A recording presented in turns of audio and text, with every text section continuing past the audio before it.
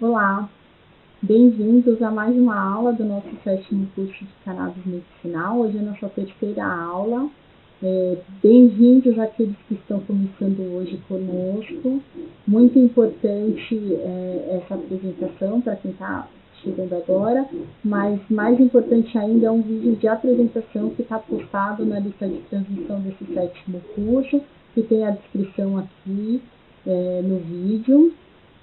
Essa descrição do vídeo, tanto no YouTube quanto no Facebook, é onde ficam os nossos recadinhos. Então, mesmo que você não tenha recebido os e-mails antes das aulas nas terças-feiras, é só vir aqui no horário, a aula vai estar disponível e a maioria dos recadinhos que vão no e-mail ficam aqui na descrição do vídeo, é a nossa forma de comunicação. Inclusive a atividade de presença, basta clicar nesse formulário que fica aqui embaixo e preencher os seus dados lá. Lembrando que é muito importante, porque a gente tem esse problema no decorrer das edições do curso, e também é importante ter se inscrito. Então, lembrando, as inscrições vão até o dia 30. Quem não se inscrever, não tem como depois, mesmo que faça todas as atividades propostas, pedir o certificado. Tem que estar inscrito lá no site da Unifesp, tá? Bom, hoje a gente fez um remanejamento da grade para ficar um pouco mais atrativa, um pouco mais fluida. Então hoje a gente dá início num assunto que vai servir de base para a maioria dos assuntos que vem a seguir, que é o sistema endocannabinoide e as aplicações clínicas. A gente tem uma aula hoje em 2 momentos, na verdade 3, mas com 2 assuntos, né, com 2 especialistas. No primeiro momento a gente tem o professor Paulo Moraes, que já está com a gente aqui desde a idealização do curso, desde que era presencial lá na primeira edição. E o Paulo volta no decorrer do nosso curso, nessa edição, para falar de outros assuntos.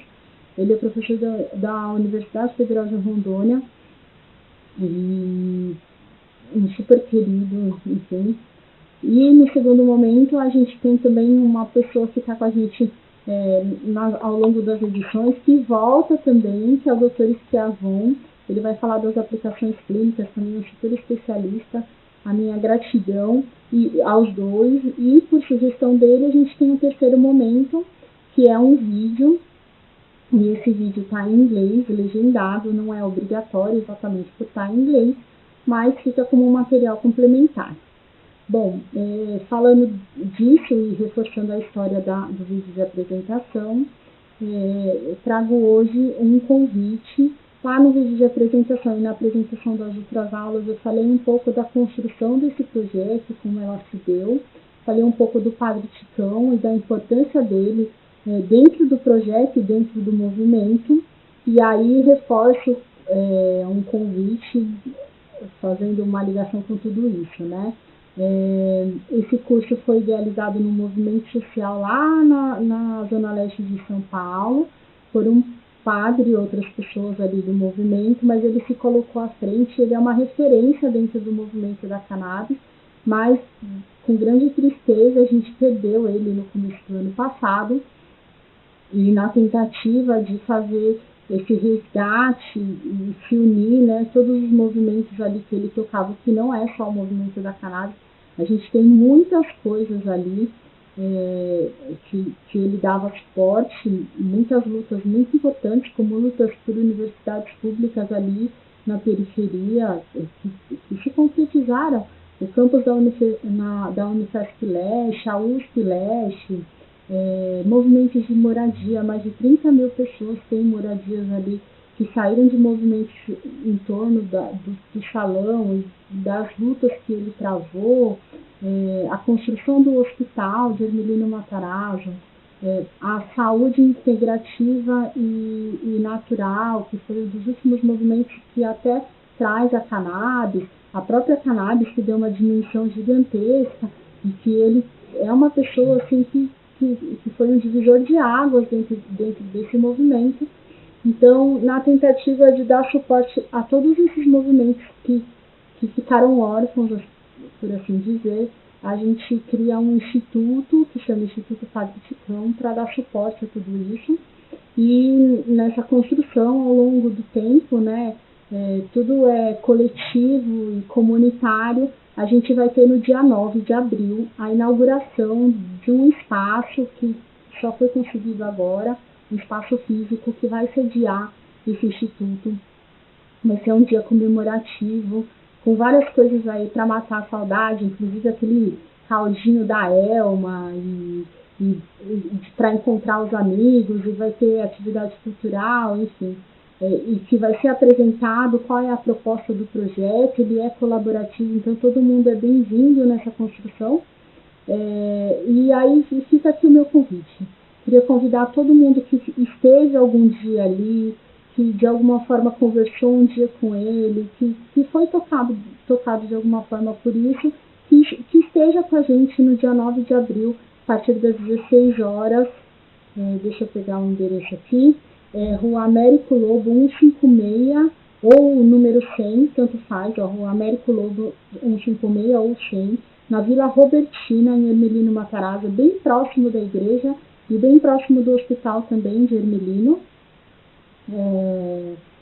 Vai ser muito bom tê-los todos, quem puder, comparecer. Eu vou reforçando até o dia 9 o convite, e depois a gente solta um convite mais visual, mas vai ter bastante surpresa, bastante coisa legal, e vai dar para dar uma ideia do que é o Instituto, do que a gente está pensando, e quem puder ir somar é muito bem-vindo. Bom, então fica o meu convite, me despeço aqui, espero que vocês gostem da aula de hoje. A gente se vê na terça-feira que vem. Olá, meu nome é Paulo, sou professor do Departamento de Psicologia da Universidade Federal de Rondônia. Antes de começar a aula, gostaria de agradecer a oportunidade de, mais uma vez, participar desse curso, né, que é um curso pelo qual eu tenho um grande carinho, um curso que leva informação qualificada, de boa qualidade, num campo contaminado por mentiras, desinformações, exageros, superstições. E hoje eu vou conversar um pouquinho com vocês a respeito do sistema endocannabinoide, ou, como preferirem, um sistema interno de maconha dos organismos animais, dos animais. Bom, começar a falar, a primeira vez que eu ouvi falar em maconha, né, a cannabis, eu não conhecia ela pelo nome, eu conhecia ela pelo apelido brasileiro, maconha. A primeira vez que eu ouvi falar dessa planta foi na década de 70, final da década de 70, Zona Leste de São Paulo, São Miguel. Eu morava lá e um vizinho foi preso porque ele tinha alguns pés de maconha no quintal dele, e foi um bafafá danado. Fulano foi preso porque é maconheiro. E na época uma música fazia sucesso nas rádios, Santo Forte, do Raimundo José, e essa música dizia: não mexe comigo, que eu meto seu nome lá no meu terreiro, eu sou macumbeiro. E naquele bafafá de que o fulano tinha sido preso por ser, esse vizinho tinha sido preso por ser um maconheiro, eu e outros garotos, coisa de 6, 7 anos de idade, a gente saiu cantarolando pela rua uma versão dessa música, uma paródia dessa música. Vocês devem conseguir imaginar qual a troca que a gente fez.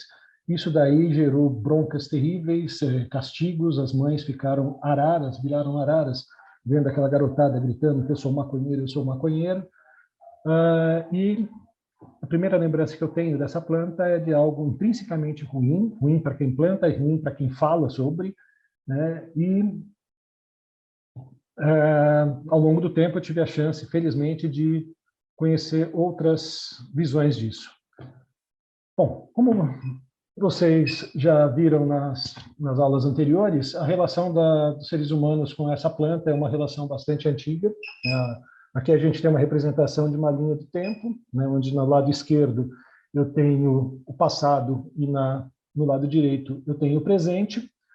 Né? E como vocês já viram em outras aulas, A relação dos seres humanos é bastante antiga, né? Quando começamos a domesticação de plantas e animais, a maconha foi uma das primeiras plantas a serem domesticadas. Existem resquícios arqueológicos demonstrando isso, né? Cerca de 4.000 anos, 4.500 anos atrás, o primeiro registro escrito de usos terapêuticos dessa planta, mais ou menos na mesma, isso no Japão, na China, mais ou menos na mesma época em que que se data a primeira descrição da uma relação do cérebro com doenças, né? Mas quando a gente fala de sistema endocannabinoide, de endocannabinoides ou de canabinoides em geral, a gente está falando do final do século XIX em diante. A gente está falando de um período bastante restrito de tempo, contando a nossa história escrita, é bastante restrito, né? A gente começou campo biomédico ocidental começou a se interessar pelos canabinoides somente no século XIX. Um dos primeiros textos do campo biomédico da medicina ocidental que trata da maconha é o texto do médico Moreau de Tours, publicado em 1845, do haxixe e da alienação mental, em que o Detour ele propõe que o haxixe pode ser uma ferramenta para se conhecer a gênese da doença mental, né? Uma ferramenta para se estudar psicopatologia, né? Ele coloca que para compreender os delírios de louco é necessário ter delirado, mas sem perder essa loucura, essa consciência da loucura, sem perder a capacidade de avaliar mudanças psíquicas que ocorrem com a mente. Ele propõe isso porque o Detour ele era membro do Clube dos Haxiches, um grupo de intelectuais, profissionais que se reuniam em Paris no final da primeira metade do século XIX para consumir haxixe de forma grupal, né? Não da forma fumada, mas por via oral, dissolviam o haxixe no café. Quem tiver interesse em ter uma descrição disso, tem um livro do Théophile Gautier, também outro um intelectual que fazia parte desse clube, em que ele descreve alguma dessas experiências. É bastante interessante ver a descrição de uma droga hoje proibida, ainda proibida em alguns países, em alguns locais do mundo, mas que na época não era. E é bastante interessante ver como se descreve o uso de uma substância sem o peso da culpa, sem o peso do erro, sem o peso do estigma que hoje, ao longo do século XX, foi associado. Bom, no Brasil, enquanto na Europa a gente tinha o Clube dos Haxiches, no Brasil a gente tinha os fumadores de liamba, os fumadores de pito de pango, mas já gerando preocupação em algumas esferas políticas. Tanto é que na primeira metade do século XIX, no Rio de Janeiro, 1830, a cidade do Rio de Janeiro promulga a primeira lei brasileira que proíbe o uso do pito de pango. E nessa primeira lei é bastante interessante a gente reparar que já é nominado, já dá um corte racial, um corte, as pessoas já identifica quais pessoas devem ser observadas pelos agentes que vão fazer essa lei cumprir, né? Quem entende um pouquinho de língua portuguesa, nessa proibição do pito de pango, seria desnecessário ter a expressão escravos aqui para saber que os vendedores e as pessoas que usarem seriam presos, não necessariamente somente escravos, mas a colocação desse termo aí já é um indicativo de que tem um recorte racial. Bom, mesmo tendo essa proibição na cidade do Rio de Janeiro, na primeira metade do século XIX, ao longo do século XIX, início do século XX, os derivados da maconha, da cannabis, eram encontrados em farmácias, né? Isso aqui, propagandas de produtos norte-americanos, né? Extrato de cannabis, cannabis americana, e aqui uma propaganda de uma revista médica brasileira, né? Em que apresenta a propaganda de venda dos cigarros índios. São cigarros de a planta seca, né? Ela seca, é vendida em forma de cigarro para tratamento de asma, catarro, insônia, uma série de indicações. Bom, mesmo sendo disponível em farmácia no final do século XIX, início do século XX, por volta final da década de 20 do século passado, a maconha começou a ser feita propaganda de que ela era algo perigoso. Aliás, uma boa demonstração, isso daí talvez seja um grande demonstrativo de que uma mentira repetida várias vezes, ela ganha tom de verdade, não se torna verdade, mas é percebida como tal, é a questão da maconha. A marihuana, como é colocada aqui nessas imagens, ela não era conhecida, era algo desconhecido pela população branca norte-americana, virtualmente desconhecida pela população branca norte-americana, mas no final da década de 20, quando a lei seca já estava demonstrando, lei seca direcionada à proibição de álcool, de produção, comércio e consumo de álcool, já estava demonstrando os seus graves problemas sociais, começa-se a aparecer a ideia de uma substância que não era usada pelos brancos norte-americanos. É uma planta que era utilizada principalmente por negros e latinos, mexicanos e população negra. E se faz uma propaganda disso de várias formas, por folhetos, cartazes, outdoors transportados em carros e até mesmo em filmes. Aliás, esse filme aqui, ele é disponível na internet, vocês encontram facilmente no YouTube, por exemplo. E para quem conhece um pouquinho dos efeitos da cannabis, mesmo para uso recreativo, vai perceber que o comportamento da pessoa que atribuído aí ao usuário de cannabis é muito raro, é muito difícil você ver o usuário de cannabis, mesmo em meio recreativo, se comportar da forma que as pessoas se comportam nesse filme, né? Muito mais próximo de um comportamento ligado ao uso de um psicoestimulante.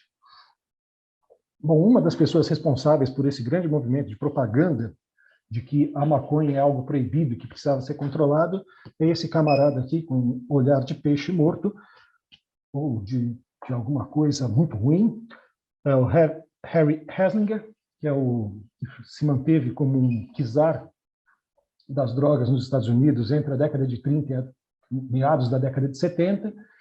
E essa daqui é uma parte do discurso dele feito no Senado norte-americano, em que ele tentava mostrar para os senadores a necessidade de se proibir a maconha, por causa dos problemas intrínsecos ligados a ela, isso na cabeça dele, né? E como vocês podem ver nessa descrição aqui, uma fala fortemente racista, né? Maconha é usada por 100 mil fumantes nos Estados Unidos, isso daí é uma informação que foi passada para esses senadores sem nenhum tipo de levantamento, isso daí é um dado que saiu do nada, saiu da cabeça, talvez do pendrive do Heslinger, né? Igual o pendrive pendrive de um famoso político aqui no Brasil, que sai coisas assim absurdas, né? E estaria ligado a uma música satânica, jazz swing, que é resultado de música do uso da maconha, né? E a maconha faz os negros pensarem que são tão bons quanto os brancos. Esse tipo de discurso teve sucesso e progressivamente nos Estados Unidos foi se proibindo, se criando restrições para acesso à maconha, que até chegamos na década de 70, né, 1971, em que a Organização das Nações Unidas promove a Convenção de Substâncias Psicoativas, Substâncias Psicotrópicas, e mesma época que o governo também norte-americano estava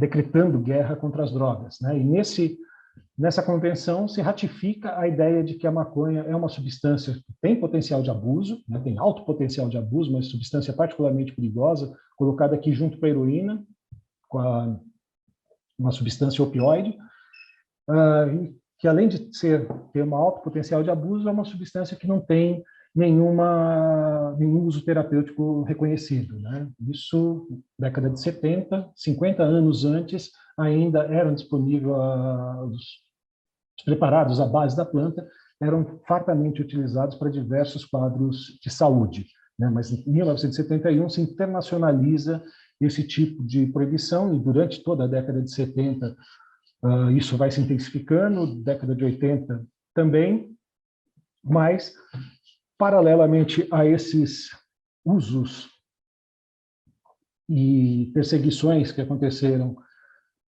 ao longo do século XX, a gente tem a curiosidade do campo acadêmico para entender melhor como que essa planta age no organismo, o que tem essa planta, né? Tanto eu coloquei aqui um recorte de um artigo, quem tiver interesse, é bem interessante, né? É um artigo escrito assinado pelo Rafael Michulan, que foi o pesquisador que que isolou o THC em 1964, os primeiros estudos da química da química fitocannabinoide até os endocannabinoides e para além disso. Eu destaquei nessa imagem aqui algumas datas, né? 1964, que foi quando Rafael Mechoulam isolou o principal princípio ativo, né? O principal composto com atividade sobre funções psíquicas da maconha, que é o delta-9-THC, o THC. Antes disso, né, o primeiro canabinoide isolado da planta foi o canabinol, em 1899. O CBD, o canabidiol, foi isolado em 1940, mas o grande interesse, o boom como vocês viram na aula do professor Siddhartha, o boom do interesse de pesquisas com a cannabis, com a maconha, se deu depois que conseguiu-se isolar a substância responsável pelas atividades, pelos efeitos mentais da maconha, né? Destaquei aqui também, década de 70, quando foram desenvolvidos em laboratório uma série de substâncias, uma série de moléculas que são canabinoides sintéticos, né? São moléculas produzidas em laboratório que têm características estruturais semelhantes ao THC e, quando injetado em animais, tem efeitos semelhantes, e com isso permitiu um grande avanço nos estudos no campo da farmacologia para se entender como que a maconha exerce seus efeitos no organismo. Até final da década de 80, as teorias de efeitos fisiológicos da maconha eram rudimentares. Não se sabia exatamente como a maconha exercia algum efeito sobre o organismo humano. Somente na final da década de 80, 1988, se identifica receptores, proteínas de membrana no sistema nervoso, no cérebro de animais, né, de mamíferos, receptores que são sensíveis, particularmente sensíveis a essas substâncias com características semelhantes ao THC, sensíveis ao THC e a outras substâncias também semelhantes a ela, e essa proteína acabou recebendo o nome de receptor CB1, não, receptor canabinoide 1.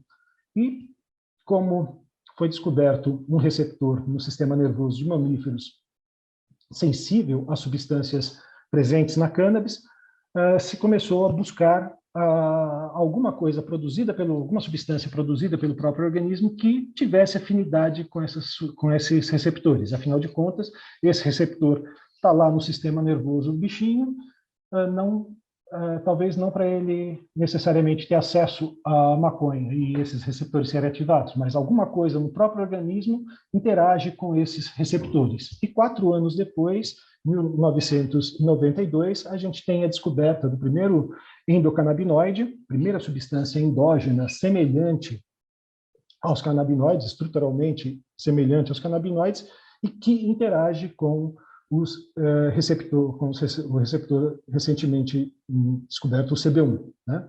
Quem tiver interesse em conhecer um pouco essa historinha, tem um filme bastante interessante, bastante legal, um documentário O Cientista, também encontra-se facilmente nas plataformas aí na internet, em que conta a história tanto da síntese do isolamento do THC e outras coisas. Uma parte interessante da história é o nome dado para a substância, né, para anandamida, que não é um nome químico, é um apelido da substância, é um nome carinhoso, assim como a serotonina tem um nome complicado, mas tem um apelido carinhoso, serotonina. A anandamida também tem um nome químico complicado, mas um apelido foi um apelido dado pelo Mechoulam, pela equipe dele, de forma bastante espirituosa, né, que pega a propriedade química da substância, que é uma amida, e também as características, os efeitos subjetivos, alguns dos efeitos subjetivos produzidos pelos canabinoides, que é a sensação de êxtase, sensação de bem-estar, de felicidade, o Ananda tirado do sânscrito. Bom, aqui tem uma série de eventos que têm importância na investigação científica, na investigação do sistema endocannabinoide, que eu não vou me adentrar em todas, eu só coloquei aqui para a gente ter uma noção de quanto é recente o conhecimento acerca dos canabinoides, especificamente dos endocannabinoides, né? Coisa de 30 anos atrás, sequer sabia que ele existia, e hoje a gente já tem muita coisa desenvolvida, e é muito compreensível ter alguns médicos, alguns profissionais de saúde que sejam completamente ignorantes, e não é muito difícil achar isso, que sejam completamente ignorantes com relação às propriedades terapêuticas dos canabinoides e do funcionamento do sistema endocannabinoide. Tá? Porque é um tipo de conhecimento bastante recente. Vamos pegar, tomando uma pessoa que tenha se formado na década de 90, ela certamente não teve esse tipo de informação durante a sua graduação, e se não teve uma curiosidade, não teve uma disposição para aprendizado depois de formado, certamente está hoje pensando como se pensava na década de 80. Tá? Bom, como esse é um curso que tem pessoas com diferentes formações, diferentes campos de conhecimento, eu vou começar a falar do sistema endocannabinoide, para explicar o sistema endocannabinoide e fisiologia do sistema endocannabinoide. Eu vou explicar primeiro comunicação nervosa. Tá? Nosso sistema nervoso, ele é um sistema de processamento de informação e de relação com o ambiente, né? Diferente de outros sistemas orgânicos, sistema respiratório, que é bastante claro o que ele faz, sistema digestivo, digere. O sistema nervoso, o nome dele não deixa claro do que se trata, né? O que esse sistema faz. A nomenclatura é baseada nas estruturas, né? Estruturas de nervos. E esse sistema ele processa informação, capta informação do ambiente, tanto informação do ambiente externo quanto do ambiente interno do organismo, e processa essas informações e promove respostas adequadas à melhor adaptação do organismo, do animal, no ambiente. Né? Pegando aqui pegar como exemplo processamento de informação visual, a detecção de informação visual, a luz refletida numa xícara chega aos nossos olhos, essa iluminação por processos físico-químicos produz uma mudança na condutividade elétrica de células do olho. Essa mudança promove uma atividade elétrica, né, uma mudança elétrica que vai do fundo do olho até o cérebro, até diferentes estruturas do cérebro, e lá vai se comunicar, passar mensagem para outras estruturas, para outras células, e dessas células vai chegar no fundo do nosso cérebro, né, na região da nossa nuca, aqui o córtex occipital, onde a partir daí a gente tem a percepção do que está sendo visto, né? Mas a gente não tem a xícara na cabeça, mas a gente tem a representação dela, e essa representação dela é possível por meio da comunicação dessas células que compõem o sistema nervoso, né? Que basicamente neurônios e células de sustentação, células gliais, e nessa imagem aqui eu tenho uma representação de um neurônio. Imaginem isso aqui, né? Cada milhares, milhões disso, bilhões, aliás, dentro da cabeça, mas cada essas células diferentes de outras células do corpo, com a característica de serem excitáveis, né? Tem receptores, tem proteínas específicas, assim como outras células do corpo. O neurônio também tem uma membrana celular, né? Uma pele que o reveste, essa pele, uma pele gordurosa, uma membrana de lipídios. Nessa membrana tem algumas proteínas incrustadas, essas proteínas, algumas delas especializadas em reconhecer substâncias químicas, e a partir desse reconhecimento dessas substâncias mudar a condutividade elétrica da membrana, e dependendo do que acontece, as duas mudanças básicas é uma inibição de ação ou um estímulo, né, uma propagação dessa mensagem, que vai se dar pela chegada dessas mudanças elétricas na base de uma estrutura do neurônio que é chamada de axônio, em que vai, dependendo da mudança, da intensidade do estímulo que foi dado, vai gerar uma mudança na carga elétrica dessa membrana. Essa mudança de carga elétrica vai ser chamada de potencial de ação, que vai ser uma mudança que vai um choquinho, entre aspas, que vai percorrer toda a estrutura do axônio, e no final do axônio, o neurônio ele vai ter uma estruturazinha chamada botão terminal, que vai quase fazer contato com outra célula, por exemplo, que eu estou representando esse ponto de ligação aqui, em que essa célula aqui, que eu vou chamar de pré-sináptica, é a que vem do olho, e essa daqui é a que está lá dentro do cérebro, né?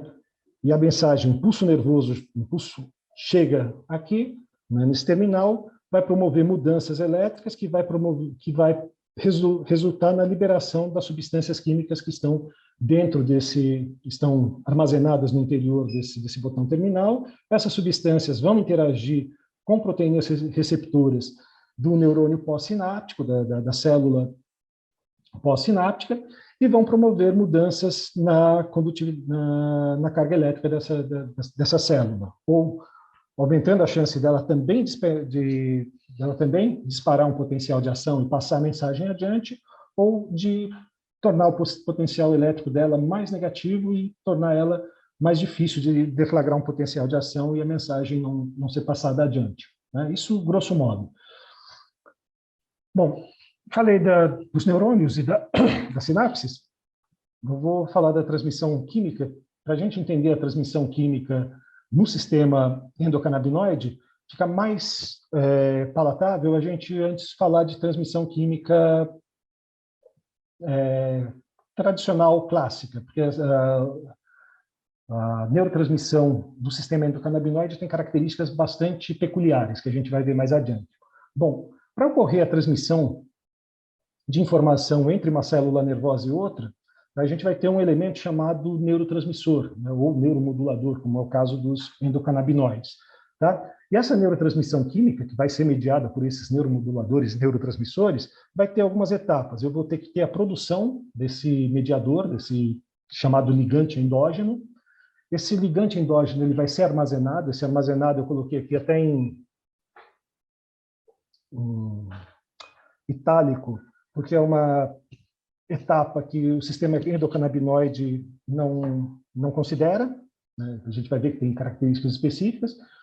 E depois de armazenado esse neurotransmissor, ele aguarda a liberação, liberado, ele interage com receptores e depois é inativado. Aqui a gente tem dois produtos que são obtidos a partir da dieta. Vou pegar aqui o exemplo de uma substância, de um neurotransmissor chamado acetilcolina, tá? Que tem grande importância em uma série de processos, memória, movimento, né? Uma série de processos, mas que não vem o caso agora, mas só peguei ele como exemplo, que eu tenho dois elementos, a colina e a acetilcoenzima A, que sofre um processo enzimático, né, que esse processo é chamado de síntese, né, em que é criada uma nova substância, né, o acetato e o acetilcoenzima A e essa colina que são obtidas da dieta são transformadas em uma outra substância, que é uma outra molécula, acetilcolina.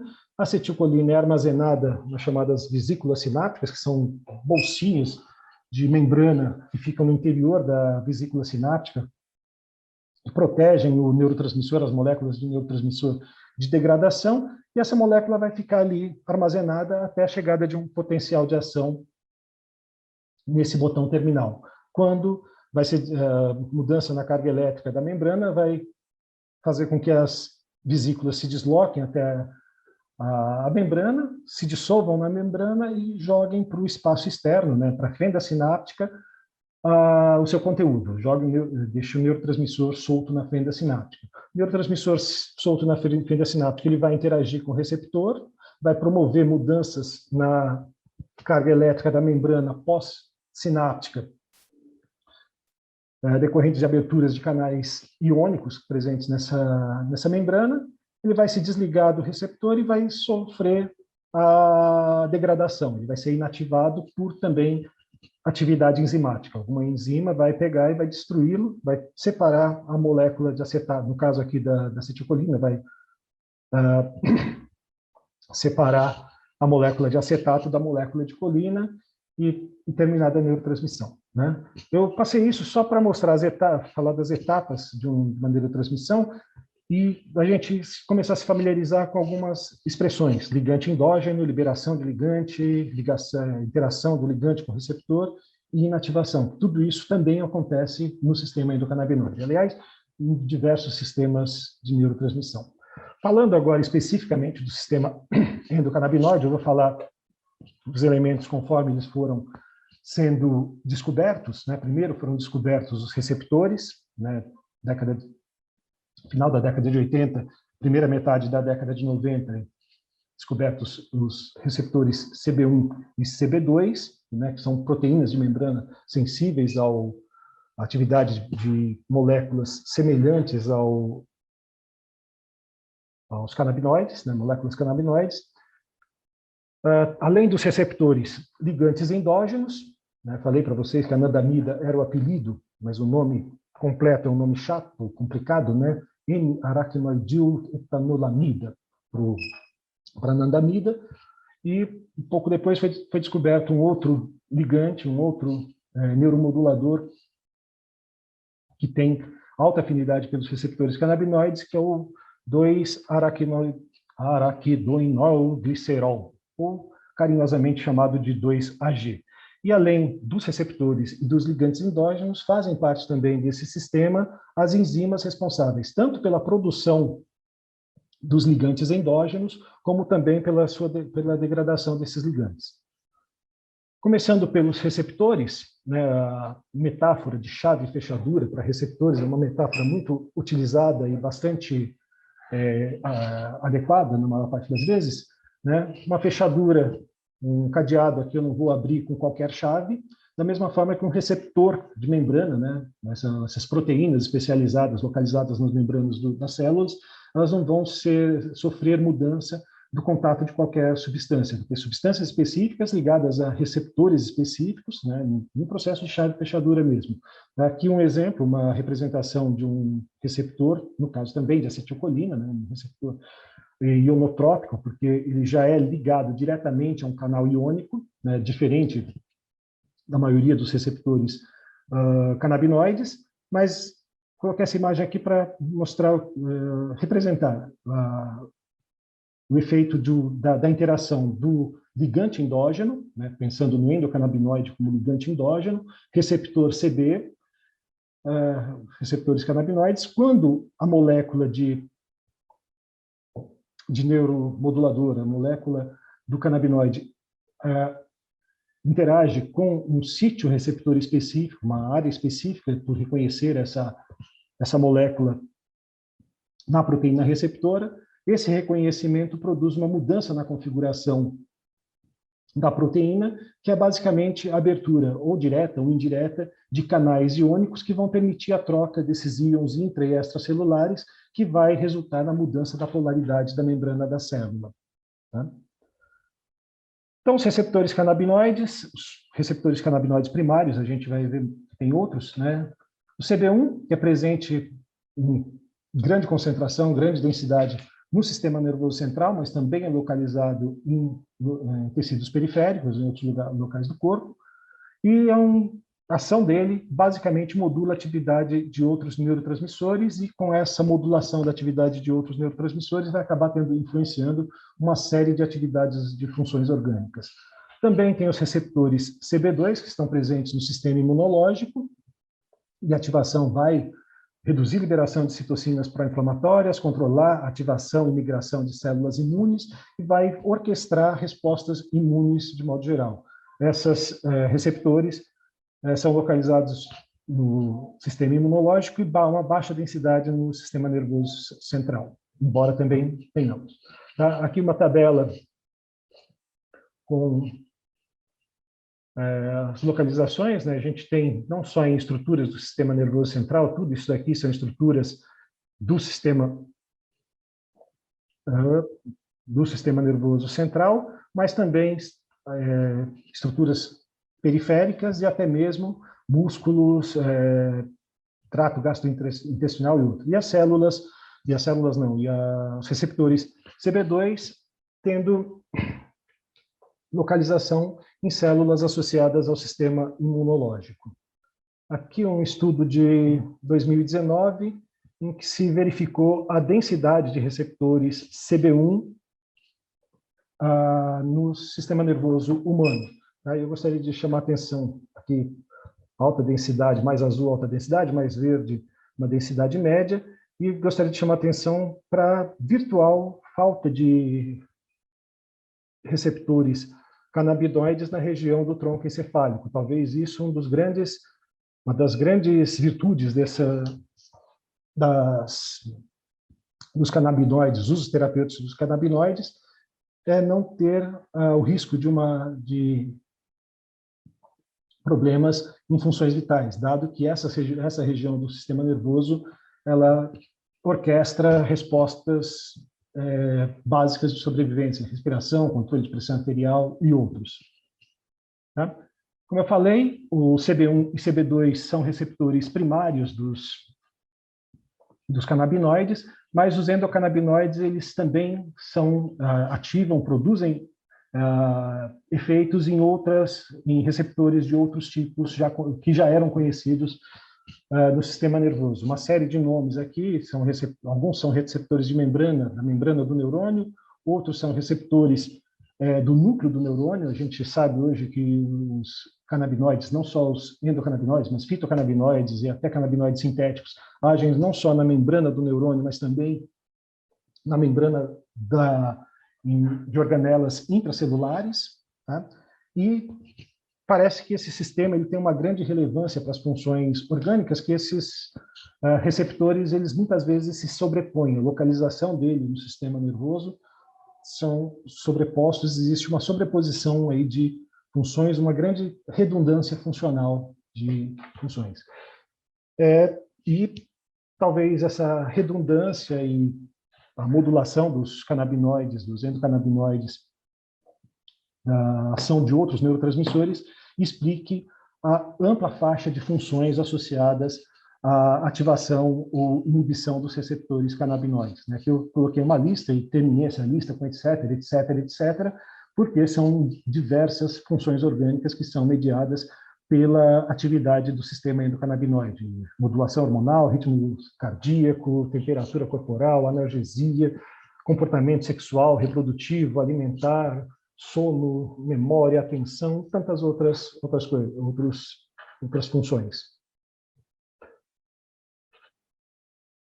Falando dos endocannabinoides em si, que eu vou chamar aqui de ligantes endógenos, que são moléculas que o nosso organismo produz e que vai atuar em sítios receptores específicos. Né? Foram descobertos, em 98 foi descoberto o receptor canabinoide no sistema nervoso. Imagina-se que se existe o receptor, deve existir alguma substância endógena também que se ligue a esses receptores. Né? E, como eu apresentei algum tempo atrás, 4 anos depois de ser descoberto o primeiro receptor sensível a canabinoides, especialmente sensível a canabinoides, 4 anos depois foi identificada a primeira substância endógena com características canabinoides que recebeu o nome de anandamida. Tá? E para entender um pouco os efeitos desses canabinoides, isso é bastante importante, porque quando a gente fala de canabinoides, a gente vai ter canabinoides endógenos e canabinoides sintéticos e fitocannabinoides, o tipo de ação que esse ligante pode exercer no receptor. Né? Esse espectro de ação de ligante é o tipo de ação que ele vai produzir, o tipo de efeito que ele vai ter na interação dele com o receptor. Eu posso ter uma molécula que tem características de agonista, né? Que vai produzir uma resposta completa, interagindo com o sítio receptor, ele vai produzir uma resposta vai produzir um efeito, aqui nessa imagem aqui embaixo, uma representação, né? O ligante se une ao receptor, essa ligação produz uma resposta, seja a abertura direta de canais iônicos, seja a ativação de segundos mensageiros, né? Intracelulares, que depois vão abrir canais iônicos, mas interagiu, produz um efeito em uma magnitude ampla. Vai ter substâncias que são chamadas de agonistas parciais. Eles interagem com o receptor, mas eles não produzem a resposta do receptor em toda a sua magnitude. Vamos colocar que a resposta do receptor seria a abertura de canais iônicos. o substância agonista abre uma determinada quantidade, ou abre uma determinada, durante um determinado tempo, os canais iônicos, né, e o agonista parcial abriria canais iônicos por tempo menor ou uma quantidade menor de canais. Tá? Tem a possibilidade desse ligante também ele atuar como antagonista, ele vai ter afinidade, usando aqui a metáfora da chave fechadura. O agonista seria uma substância que abre a fechadura, né, ele interage, cabe no buraco da fechadura e produz uma mudança ali no buraco na fechadura, abrindo a fechadura. O agonista parcial, ele cabe no buraco da fechadura, mas ele não é capaz de abrir a fechadura total. Vamos pensar uma fechadura que dê 2 voltas. O agonista parcial seria uma chave que dá uma volta só. E o antagonista, ele é seria, fazendo a comparação com a chave, seria uma substância que entra no buraco da fechadura, mas não exerce função nenhuma, não consegue dar a volta na chave, e, além de não exercer função nenhuma, ele impede que outras substâncias exerçam ação nesse receptor. Né? Então, evita, por exemplo, um antagonista externo vai evitar que o agonista endógeno atue. Vamos pegar, por exemplo, alguns tratamentos para esquizofrenia, para psicoses, em que a substância ocupa o receptor de dopamina e não deixa a dopamina endógena exercer sua atividade. E além desse espectro de agonista, pode também ter o espectro agonista inverso, né, que no caso dos canabinoides é interessante porque foi lançado no mercado um agonista, foi lançado no mercado, mas já retirado, uma substância agonista inversa canabinoide, que é como o nome sugere, tem um efeito oposto ao do agonista. Se o agonista abre canais iônicos, o antagonista vai fechar canais iônicos, e isso vai ter um efeito contrário ao que teria o agonista endógeno. Tá? E essas características de agonista parcial e antagonista, elas são importantes porque vai determinar o tipo de ação, como que essas substâncias vão interagir com os diferentes receptores e como que vai deflagrar respostas desses receptores. Por exemplo, a anandamida, a seletividade dela é a mesma, é maior para CB1 do que para CB2. O 2-AG, a afinidade dele, seletividade dele é semelhante para CB1 e CB2. E além desses 2 canabinoides bem estabelecidos, esses 2 endocannabinoides bem estabelecidos, tem outras substâncias, eu passei em alguns slides atrás que os canabinoides interagem com outros receptores, e outras substâncias que interagem com esses receptores, também interagem com esses receptores, interagem também com os receptores canabinoides primários e com diferentes graus de afinidade. Falei, os canabinoides são de diferentes tipos, e é importante a gente ter essa noção, né, de que os canabinoides não são todos a mesma coisa. A gente tem os endocannabinoides, que são canabinoides produzidos por animais, por organismos animais. A gente tem os fitocannabinoides, que são produzidos pela planta cannabis, e tem os canabinoides sintéticos, que são substâncias que têm afinidade pelos receptores canabinoides endógenos, né, têm afinidades por esses receptores, mas que são substâncias produzidas em laboratório. E isso é particularmente importante quando a gente pensa nos efeitos que vão ser experimentados, vão ocorrer no contato com essas diferentes substâncias. Peguei aqui um cartaz do Instituto de Saúde norte-americano,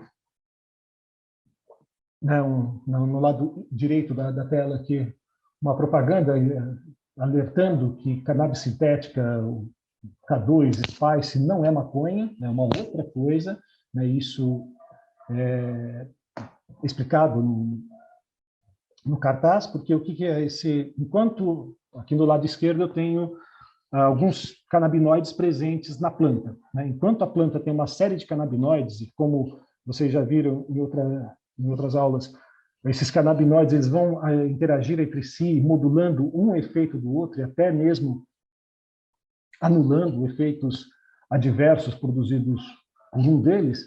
Quando se fala em maconha sintética, em canabinoides sintéticos, a gente está falando de substâncias que não vão contar com essa modulação do efeito comitiva. né? Vai se pegar uma erva seca qualquer, vai se borrifar moléculas de um canabinoide sintético e vai se transformar vai vender isso como se fosse uma substância natural, o que não é verdade, é bastante diferente. Quando a gente fala pegando aqui um exemplo, indo para aquela questão de agonistas inversos e agonistas parciais, quando a gente tem o THC, pegando aqui os dois exemplos, né, um canabinoide sintético e o THC, duas características que vão determinar o grau de resposta que uma substância vai promover num receptor, é a afinidade que essa substância tem pelo receptor e a eficácia que ela tem em produzir resposta, né? Enquanto o THC ele é um agonista parcial de receptores CB1, os canabinoides sintéticos, alguns canabinoides sintéticos, eles são agonistas plenos de receptor CB1. Então, enquanto o fitocannabinoide THC promove uma determinada resposta, isso aqui é uma representação de um receptor, tem o contato do agonista, abre-se o canal iônico, e esse canal iônico promove a abertura desse canal iônico, promove a troca intra e extracelular de uma determinada quantidade de íons. Quando eu tenho um agonista pleno entrando em contato com esse receptor, a resposta vai ser mais intensificada, vai ser uma resposta com uma amplitude maior. Tá? E, com isso, a gente tem, quando a gente ouve falar de efeitos colaterais de canabinoides, esses efeitos colaterais são muito mais associados a canabinoides sintéticos, isso do que a canabinoides, fitocannabinoides ou endocannabinoides. Né? Além dos receptores e dos ligantes, né, além de ter receptores canabinoides e ter os endocannabinoides, a gente ainda tem nesse sistema, são considerados partes desses sistemas, as enzimas que produzem essas moléculas, né, enzimas de síntese, né, no caso da anandamida, essa enzima, que tem um nome bastante comprido e fica melhor a gente só dar o apelido de NAP, e no caso da 2-AG, uma outra molécula que produz essa molécula, uma outra enzima que produz essa molécula. E as enzimas de degradação, que são as enzimas que vão destruir as moléculas de endocannabinoides, a gente vai ter também duas moléculas, tem outras também, mas essas são as vias principais de degradação, que vai ter uma enzima especializada em degradação da anandamida e outra enzima especializada na degradação do 2-AG.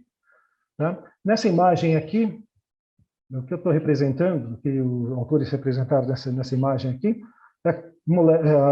aqui a membrana de um neurônio pré-sináptico, isso é um detalhe da transmissão canabinoide, que é uma transmissão retrógrada, não é um neurônio pré-sináptico que libera o ligante na fenda sináptica, é o neurônio pós-sináptico, daqui a pouco a gente vai falar disso, tá? Mas aqui um processo da formação e destruição dessa molécula, no caso, a anandamida, tá? Aqui eu tenho as substâncias que são chamadas de precursoras, né? São substâncias aí que a gente obtém por meio da nossa dieta.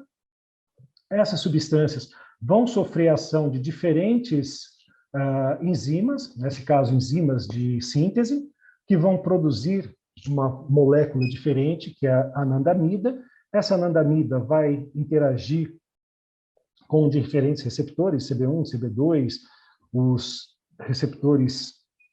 os outros receptores diversos com os quais os endocannabinoides interagem, e também com transportadores de transmembrana do ligante. Tá? E, interagindo com esses receptores, depois da interação, também vai passar pelo processo de degradação. E aí o processo de degradação, de metabolismo, vai se dar por vias enzimáticas. Essa daqui é a principal via enzimática de degradação da anandamida. Nessa outra imagem aqui, a gente tem a formação, o processo de biossíntese da 2-AG, né, também elementos obtidos da nossa dieta, sofre ação enzimática, essa ação enzimática produz uma molécula diferente, essa molécula diferente do que a gente obteve na dieta, o endocannabinoide. Esse endocannabinoide interage com os receptores canabinoides, inclusive com os transportadores transmembrana, que é uma outra forma de término de ação, né, e também vias de degradação enzimática. A principal via de degradação, né, que vai transformar o 2-AG em duas outras moléculas separadas que poderão ser utilizadas em outros processos de neurotransmissão. Bom, o que é interessante que tem de diferente na neurotransmissão e na transmissão química no sistema endocannabinoide? O sistema endocannabinoide, quando a gente pensa nele em termos, pensar no sistema nervoso, ele atua como um neuromodulador, ele vai amplificar ou vai atenuar a ação de outros neurotransmissores. Tá?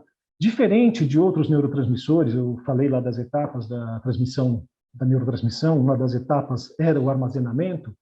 No caso dos endocannabinoides, não tem esse armazenamento. A produção e liberação das moléculas endocannabinoides se realiza sob demanda, né? Conforme o neurônio pós-sináptico ele é estimulado, ele vai produzir mais ou menos dessas substâncias e liberar na fenda sináptica para essa substância atuar no neurônio pré-sináptico, né? Outra característica que diferencia a neurotransmissão canabinoide de outros sistemas de neurotransmissão é a ação retrógrada.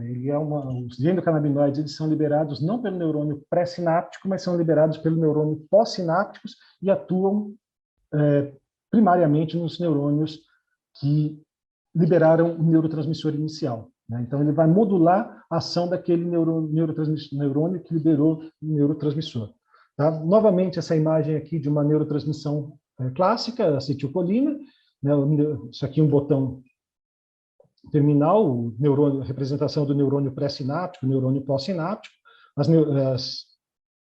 A neurotransmissão clássica, ela vai se dar nesse sentido, né? Do pré para o pós, né? Chega o potencial de ação no botão terminal, a vesícula sináptica que está lá com o neurotransmissor que já foi sintetizado, está lá armazenado, ele se desloca, é liberado na fenda sináptica, interagem com o receptor da célula pós-sináptica e depois passa por degradação. No caso da transmissão do sistema canabinoide, isso se dá de forma inversa, né? Aqui eu tenho uma representação, aqui uma sinapse com a atuação dos endocannabinoides, o neurônio pré-sináptico e o neurônio pós-sináptico. Esse neurônio pré-sináptico, nesse caso aqui, uma substância, a GABA, né? Uma substância inibitória da atividade desse neurônio pós-sináptico, né? O GABA, dos principais neurotransmissores inibitórios do sistema nervoso, e a gente chegou um potencial de ação aqui, chegou um impulso nervoso nesse botão terminal, as moléculas de GABA que estão armazenadas nas vesículas sinápticas vão ser lançadas na fenda sináptica, vão interagir, vai haver uma interação dessas moléculas com os receptores específicos para GABA, né? Da mesma forma que tem os receptores canabinoides, a gente vai ter os receptores GABAérgicos, e a ação do GABA nesses receptores vai promover a produção e liberação de neuromoduladores endocannabinoides pelo neurônio pós-sináptico, né? A liberação do neurônio pós-sináptico, a produção e liberação do neurônio pós-sináptico vai ocorrer no endocannabinoide, vai acontecer no neurônio pós-sináptico, que vai liberar esse neurotransmissor, esse neuromodulador, no caso aqui, a anandamida, que vai interagir com receptores do neurônio pré-sináptico, receptores canabinoides do neurônio pré-sináptico, e com isso vai modular a liberação do GABA, né? Promovendo uma amplificação dessa liberação ou uma redução da liberação desse neurotransmissor. Tá?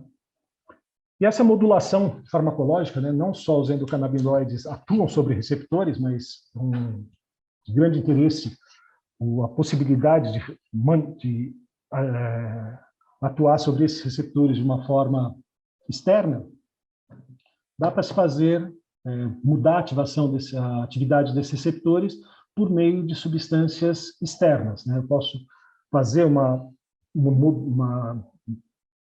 manipulação farmacológica desse sistema com drogas que agem diretamente sobre os receptores, como é o caso dos agonistas canabinoides. Um exemplo aqui, o dronabinol, que é vendido ainda comercialmente como Marinol, que é um THC sintético, é um agonista de receptores CB1. Antagonistas canabinoides, substâncias que ocupam o receptor canabinoide, mas que não promovem resposta alguma, e impede que o endocannabinoide atue. E também a gente pode fazer manipulação farmacológica por agonistas reversos, agonistas inversos, né? Eu falei de um medicamento, no caso a Complia, que foi lançado com grande estardalhaço no mercado brasileiro. Vocês podem procurar na internet a Complia, revista Isto É, para vocês verem a manchete que foi dada, uma verdadeira solução para os problemas de, principalmente, obesidade. Foi lançado como um medicamento bom para se tratar questões de obesidade. Só que ele foi lançado em 2006 e foi tirado do mercado em 2008, porque os efeitos colaterais, os efeitos adversos causados pela administração desses medicamentos eram maiores, bem maiores do que os ganhos terapêuticos, né? Inclusive com riscos de suicídio bastante bem documentados. A manipulação farmacológica do sistema endocannabinoide também pode ser feita pela ação diretamente na enzima. Existem inibidores de síntese de endocannabinoides, também existem inibidores de degradação e também inibidores de transporte, que não é uma enzima. Tá? Isso aqui está errado. Depois revejam, não, os inibidores de transportadores não é ação em enzima. Tá? Mas em ação enzimática, eu inibindo a enzima que produz o endocannabinoide, se reduz a disponibilidade desse endocannabinoide no sistema. Eu inibindo a degradação do endocannabinoide, eu aumento a disponibilidade dele no sistema. E eu inibindo o transporte, né, que esse aqui é um receptor de membrana com características bem específicas, que diferente dos receptores CB1, CB2, ele vai não mudar a configuração em função do contato com a molécula, mas ele vai fazer o transporte da molécula do meio extracelular para o meio intracelular, também inibindo esses transportadores, se aumenta a disponibilidade dos endocannabinoides no meio extracelular. Tá? Para quem tiver interesse nessas manipulações farmacológicas, possíveis manipulações farmacológicas do sistema endocannabinoide e de potenciais alvos terapêuticos que essas manipulações podem ter, eu recomendo esse artigo se não me engano, de 2016, que apresenta uma série de faz uma revisão das características farmacológicas do sistema e também de possíveis aplicações clínicas, né?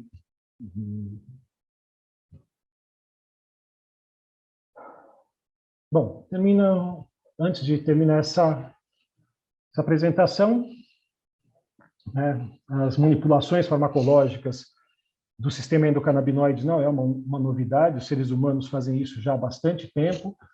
Durante o século XX, a gente começou a ver isso daí como um problema em algumas sociedades, e a cannabis, a maconha, acabou se tornando algo muito mais próximo da doença, no conceito popular, do que da saúde, né?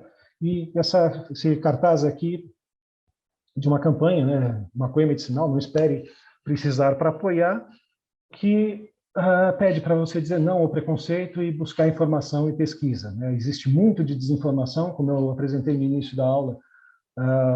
O que se conhece do sistema endocannabinoide é um conhecimento bastante recente, coisa do século XXI, a gente só está começando a engatinhar no que a gente sabe de endocannabinoides, mas a gente já sabe, e vocês vão ver aí em outras aulas como se dá isso, a gente já sabe que a manipulação farmacológica do sistema canabinoide pode ser benéfico em diversas situações. Tem situações que pode ser prejudicial também. O professor Sedata mostrou alguns casos aí, algumas situações em que merece atenção o uso de canabinoides externos, seja fitocannabinoides, sejam canabinoides sintéticos, mas que a investigação já tem mostrado que gera bastante benefícios em uma série de situações.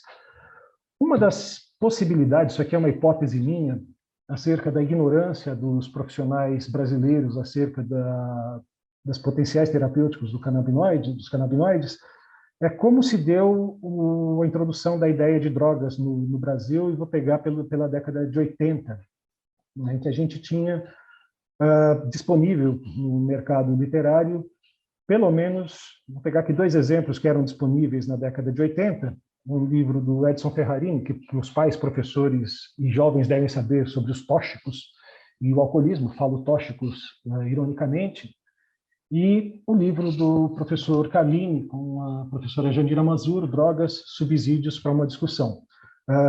O livro da direita eu recomendo, é uma boa leitura. O livro da esquerda, nem tanto. Talvez uma das coisas mais toscas escritas em língua portuguesa a respeito de drogas já feitas. No entanto, a gente estava, década de 80, final de processo de ditadura, né, de um regime ditatorial, e o autor do livro Tóxico e Alcoolismo, ele era um coronel da Polícia Militar, ele era coronel da Polícia Militar na época em São Paulo, e os professores, autores do livro à direita, o Drogas para uma Discussão, eram professores universitários, pesquisadores, e não tinham grande alcance em dizer o que deveria ser uma política de drogas ou deixar de ser política de drogas. Publicavam as sugestões, né, publicavam o que se conhece, publicaram, esse texto é bastante recomendado, mostra lá dispositivos negativos, é uma visão muito interessante, né, e de fácil acesso. Isso aqui é uma leitura indicada para estudantes de ensino médio, mas, no entanto, no Brasil se popularizou ideias muito mais próximas do livro colocado à direita, do livro colocado à esquerda do Edson Ferrarini, né, e todo política do diga não às drogas, que também na década de 80, embora os Estados Unidos estivesse passando por uma situação bastante grave em relação ao uso de cocaína, um psicoestimulante, o presidente na época, o presidente Reagan, colocava a maconha como a maior ameaça para a juventude norte-americana, sendo que o grande problema que eles estavam enfrentando era o uso, problemas relacionados ao uso de cocaína. Tá? Mas diferente do que aconteceu na década de 80, que tem acontecido até agora, né, e que está deixando de acontecer, é que no século XXI a guerra às drogas vai acabar. Por que a guerra às drogas vai acabar? Porque é muito ruim. Qualquer guerra tem o seu lado trágico, que são as mortes, e no caso da guerra às drogas são mortes bastante localizadas, mortes de pretos, pobres e periféricos, né? Morre-se o morador de favela, que nunca usou droga, morre-se o traficante varejista, morre-se o policial de baixa patente, e alguém lucra com isso. Mas essas mortes não é tudo, essas mortes são talvez a parte mais trágica, talvez não, certamente, parte mais trágica da guerra às drogas, mas não é só isso que tem de negativo nesse tipo de abordagem que a nossa sociedade escolheu. Nesse gráfico aqui, eu apresento não dados sobre canabinoides, mas dados sobre um outro grupo de substâncias, que são substâncias psicodélicas, né, LSD, psilocibina, ayahuasca, né, mostrando aqui um estudo que avaliou resultados, né, fez uma revisão de estudos que mostravam avaliações clínicas desses compostos, né, de substâncias psicodélicas, e aqui, na parte de cima, eu tenho resultados positivos, mostrando, por exemplo, que o uso de LSD para o tratamento de alcoolismo, ele tem efeitos benéficos para o quadro de alcoolismo, e aqui, na parte de baixo, efeitos adversos, por exemplo, o uso de LSD iniciando um quadro psicótico agudo, uma crise psicótica. Tá? O que a gente observa aqui, o que chama atenção nesse gráfico aqui? Vocês notam que até aqui, mais ou menos, 1965, a gente observa uma grande quantidade de trabalhos mostrando resultados positivos e uma pequena quantidade de trabalhos mostrando resultados negativos. Aí, mais ou menos por aqui, a gente começa a ver muitos trabalhos apresentando resultados negativos e diminui os resultados positivos. O que aconteceu? Por volta de 1965, as drogas psicodélicas foram proibidas nos Estados Unidos. Essa proibição, na década de 70, no início da década de 70, se internacionalizou. Com a proibição, ou seja, a gente já viu na aula do professor Siddhartha, quando tem um sistema de proibição, a gente desestabiliza fatores importantes relacionados ao consumo da substância, né? Por exemplo, a pureza daquilo que está sendo utilizado e tudo mais, mas esse número de resultados negativos ele não se deve só pelas características da substância, deve-se também pelas políticas de financiamento de pesquisa. Se um pesquisador nos Estados Unidos inventasse de propor um projeto para estudar os efeitos terapêuticos do LSD em quadros de depressão, ele tinha pouca chance de ter o projeto dele financiado, aprovado por financiamento. Mas se ele apresentasse um projeto querendo demonstrar quais os efeitos danosos do LSD sobre cromossomos, ele tinha grande chance de ter uma aprovação desse projeto. Então, a substância ela passa a ter, a gente passa a observar mais efeitos negativos, não porque a substância muda em si, é claro que numa condição de proibição há mudanças da substância que é utilizada, né? A gente perde a noção do que está usando, mas também mudança na política de financiamento de pesquisas. Passa-se a financiar pesquisas que vão dar resultados de interesse de quem está financiando essas pesquisas. Tá? Um outro efeito negativo de políticas proibicionistas de guerra às drogas é o bloqueio da conversa, o bloqueio do assunto. Né? A maconha se torna algo proibido, enquanto o consumismo, exploração sexual, violência é algo bastante aceito em nossas casas. Quando aparece uma maconha na televisão, entra esse demônio nas nossas casas, é melhor nem falar sobre ele, porque é algo ruim. E quando não se fala, como já foi falado em outras aulas, a coisa degringola. A pessoa vai aprender na rua, vai aprender sem garantia do que está aprendendo. Tá?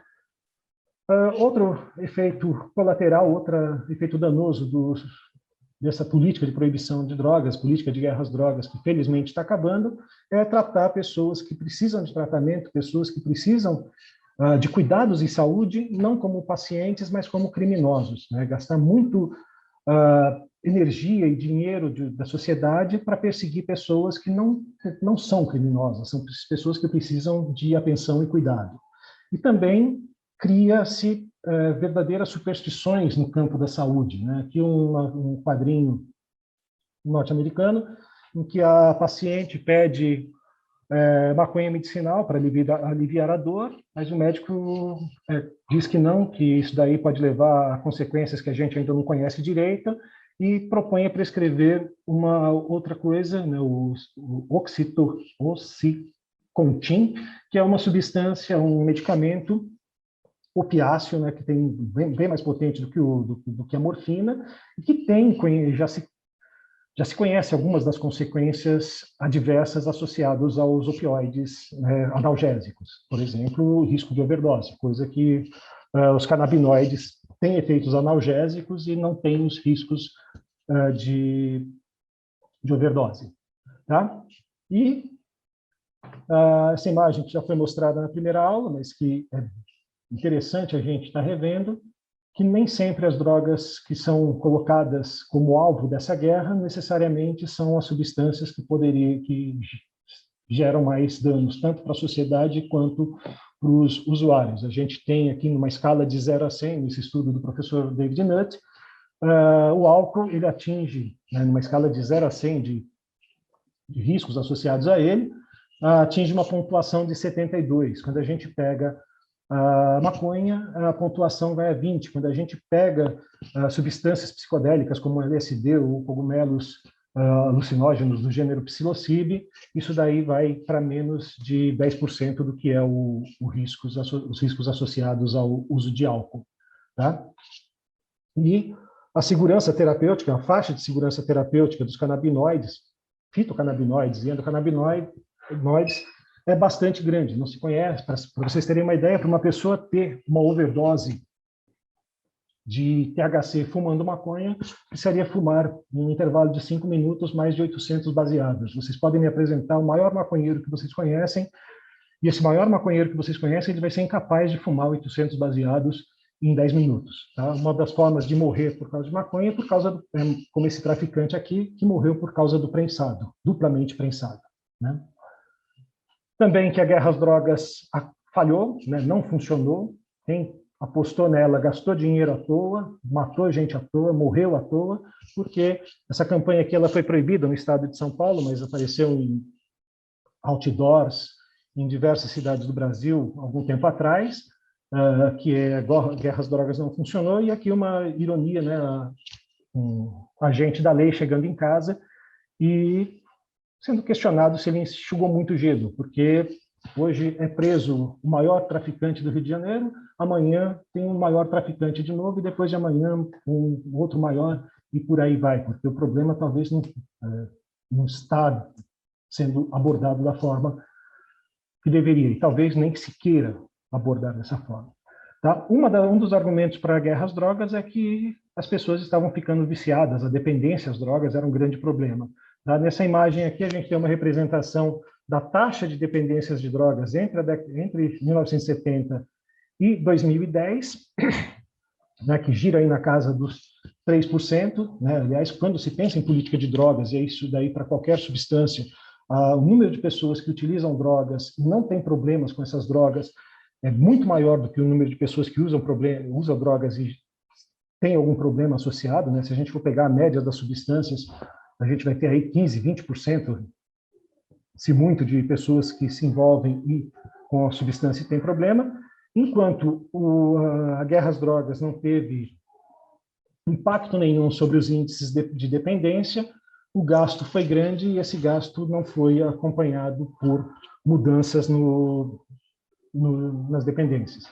Talvez isso tenha levado o Bezerra da Silva a questionar na década de 90, na música Garrafada do Norte, por que essa erva é proibida. Né? Eu já vi que essa planta é maneira e medicinal, e o Bezerra da Silva ele cita isso, né? Se Deus criou a natureza e também as belezas dessa vida, me explique, doutor, por que essa erva é proibida. E ao longo da minha vida acadêmica, desde a primeira vez que eu ouvi falar em maconha, lá na década de 70, até agora, já vi diversas palestras, diversos cursos, e não havia ainda alguma explicação que justifique a proibição de maconha e de outras substâncias com base na saúde. Né? Se a gente for pensar em termos de aumentar encarceramento, a guerra às drogas é um bom procedimento. Se a gente quer deixar pessoas presas, a guerra às drogas foi um bom meio. Isso aqui são dados dos Estados Unidos. Aqui nessa curva, década de 20, quando tem a proibição do álcool, um aumento exponencial no número de pessoas presas. Durante um período em que não tinha não tinha lei seca e também não tinha guerra às drogas, uma estabilização disso. Quando começa a guerra às drogas, a curva começa novamente a se inclinar para cima e tendo um aumento exponencial, e a gente tem uma população carcerária, se eu não me engano, no Brasil, a gente tem a terceira ou quarta maior população carcerária do mundo, pelo menos 30% dessa população carcerária ligada a crimes de comércio, né? Vendem pequenas quantidades de substâncias que são consideradas ilícitas. Tá? Mas nem tudo está perdido. A guerra às drogas, logo que ela começou, já se começou também uma contra-guerra, né? Que viu-se que não deu certo, e ao longo da década de 70 até 2016, que é esse gráfico aqui, que essa imagem mostra, diferentes países tomando diferentes medidas administrativas, políticas, para se reduzir os problemas associados às drogas, e mais especificamente os problemas associados à guerra às drogas. Um exemplo aqui do Uruguai, né, o nosso vizinho, que conseguiu sucesso aí na legalização, na regulamentação da maconha, e onde o comércio de maconha gera emprego, o comércio e produção de maconha gera emprego, gera saúde para as pessoas e se diminui a criminalidade associada ao tráfico. É claro que tem aumento de criminalidade, tem alguns estudos mostrando aumento de criminalidade, por exemplo, no Uruguai, mas não associado à venda direta da maconha. Tá? E ainda bem, fecha essa aula dizendo que ainda bem que nesses tempos difíceis a gente tem bons semeadores. Numa época em que a gente vê pessoas, sacerdotes sendo acusados de estelionato porque vendem feijões para curar Covid, e que a gente vê médicos falando besteira acerca da maconha, colocando jaleco de cientista para falar sobre a maconha e falando só besteira. É bom a gente lembrar dessas duas figuras com as quais eu tive contato, o professor Carlini, tive a chance de ser aluno dele em psicofarmacologia na década de 90. Padre Ticão, tive a oportunidade, a felicidade também de conhecê-lo na organização da primeira edição desse curso, e, felizmente, dois bons semeadores que proporcionaram a execução desse curso. Espero que não seja somente o quinto, que a gente tenha vários cursos adiante.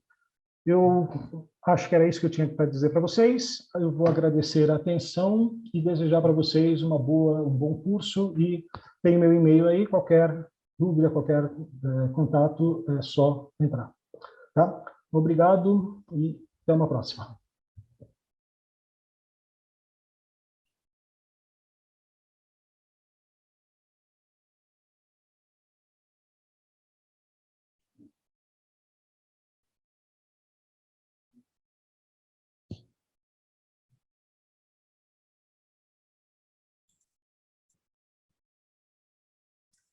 Olá, muito boa noite. É um prazer enorme estar aqui. Gostaria de agradecer muito o convite. E meu nome é José Luiz de Oliveira Schiavon, sou médico pós-graduado em medicina aeroespacial, mestre e doutor em radiologia clínica, prescritor de cannabis desde 2019 e diretor científico da SBEC. Hoje a gente vai estar conversando um pouquinho agora das aplicações clínicas após vocês terem visto aí a aula de sistema endocannabinoide. Tá? Então, como que a gente aplica clinicamente a ação da cannabis em todo o sistema endocannabinoide, né? Quais são as principais indicações, né? E o uso dela. Então, é tudo isso que a gente vai estar conversando agora aqui um pouquinho, tá? Vamos começar com a principal, uma das mais comuns, se não a mais comum, que é a ansiedade, né? Os distúrbios de ansiedade são as formas mais comuns de distúrbios psiquiátricos, tá? Com uma prevalência de 33,7% durante a vida, e a frequência de 2 vezes mais em mulheres do que em homens, tá? De acordo com a 5ª edição do Diagnostic and Statistical Manual of Mental Disorders, os distúrbios de ansiedade podem incluir pânico, agorafobia, distúrbio de ansiedade generalizada, distúrbio por perda ou trauma, uma fobia específica, uma fobia social, ansiedade induzida por outras doenças ou ainda componentes genéticos. O entendimento científico das regiões cerebrais envolvidas nas desordens da ansiedade é crescente, e a amígdala é a chave na modulação do medo e ansiedade. Pacientes com essas condições normalmente apresentam o quê? Uma resposta intensificada da amígdala aos sinais de ansiedade. E muitos sintomas de ansiedade descritos são relacionados à ativação do sistema nervoso simpático, tá? O alvo dessa farmacoterapia é bem estabelecido. Por quê? Porque na amígdala tem uma alta densidade de receptores CB1, como vocês viram na aula do sistema endocannabinoide. E a sinalização canabinoide pode suprimir a atividade simpática em excesso e a sinalização hipotálamo pituitária adrenal, ou seja, modular, reduzir toda essa resposta intensificada desses sinais. Tá? E são as opções de abordagem com a terapia canábica, né? Alguns pacientes relatam efeitos ansiolíticos com cepas dominantes em CBD, inalados sem risco de ansiogênese.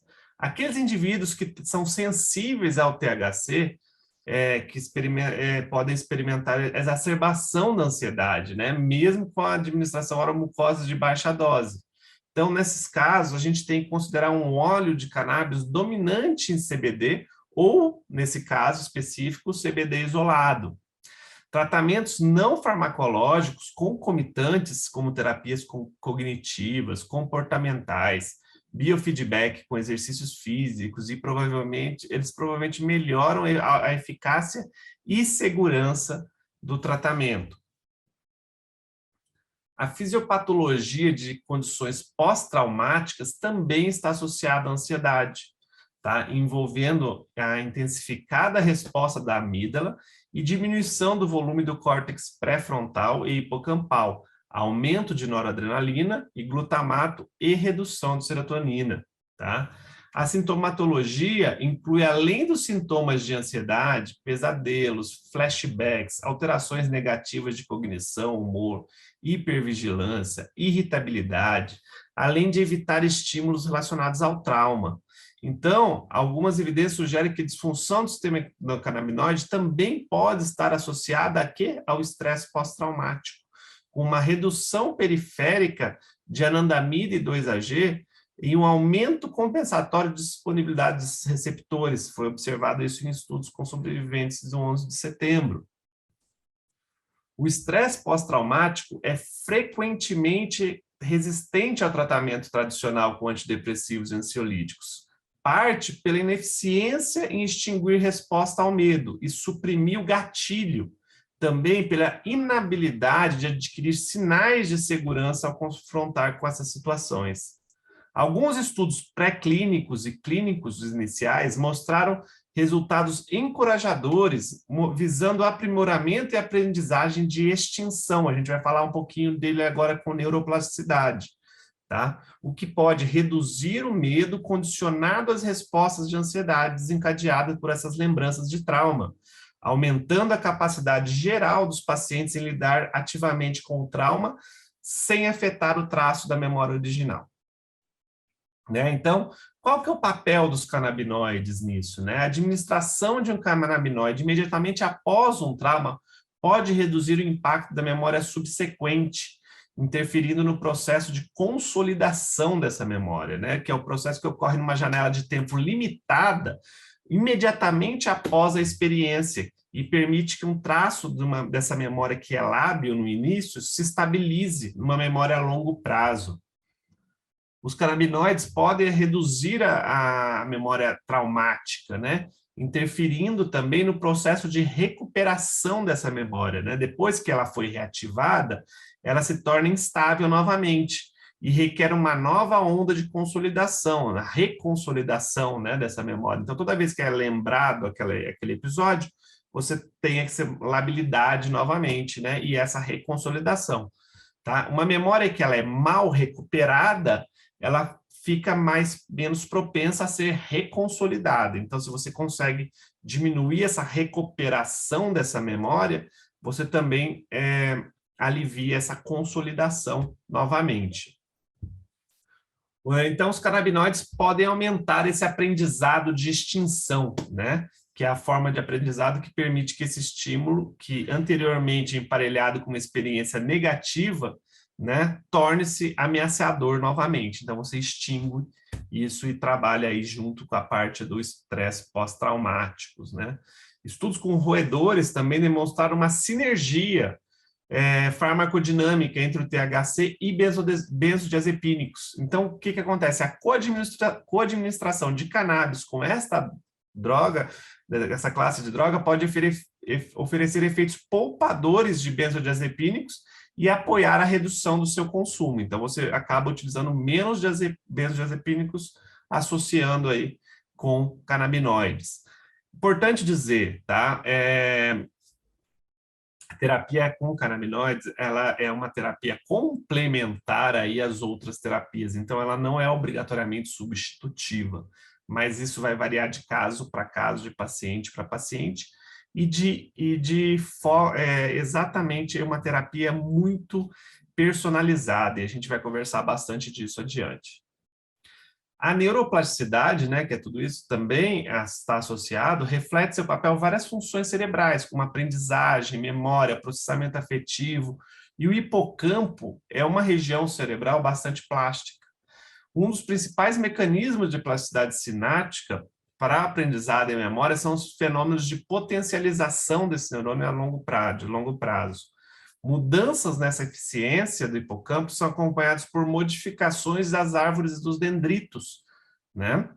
E dessa forma, o sistema endocannabinoide, no ajuste fino das neurotransmissões excitatórias e inibitórias, é um modulador muito relevante disso, né? Resultados indicam que a ativação do receptor canabinoide interfere diretamente na liberação pré-sináptica do neurotransmissor, ou seja, modula esse feedback retrógrado, né, que é o papel dele que vocês viram lá na aula de sistema endocannabinoide.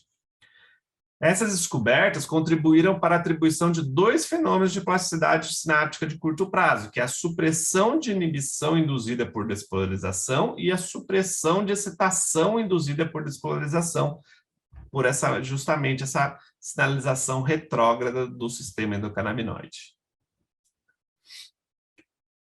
A integridade da máquina responsável para a neuroplasticidade parece ser crucial para que a aquisição adequada de respostas ao enfrentamento de estresse.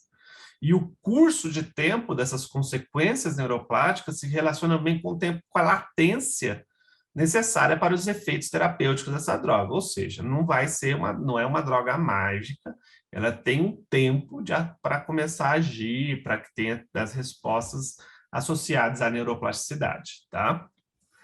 Outro ponto que também é muito importante, muito tocado aí, que é uma das diversas atuações aí da terapia canábica, é o sono, né? O sono é uma função restauradora e conservadora de energia, onde o indivíduo se encontra em um estado fisiológico reduzido de respostas ao meio ambiente. É um fenômeno cíclico de sono e vigília, com uma periodicidade circadiana, e é variável com sexo, idade, características individuais. Esse ciclo é regulado através do núcleo supraquiasmático do hipotálamo, e há influência periódica durante o dia, fotoperiódica, e à noite pela liberação de melatonina, pela pineal, tá? Os períodos desse sono, o sono ele não é uma coisa só, eles são vários períodos, né? De 4 a 6 ciclos de 90 a 100 minutos, com fases não REM, que duram ali entre 45 e 85 minutos, e a fase REM do sono, de 5 a 45 minutos. Então, são esses períodos que variam essas duas fases do sono. E a necessidade varia durante as épocas de vida e com as individualidades de cada pessoa, né?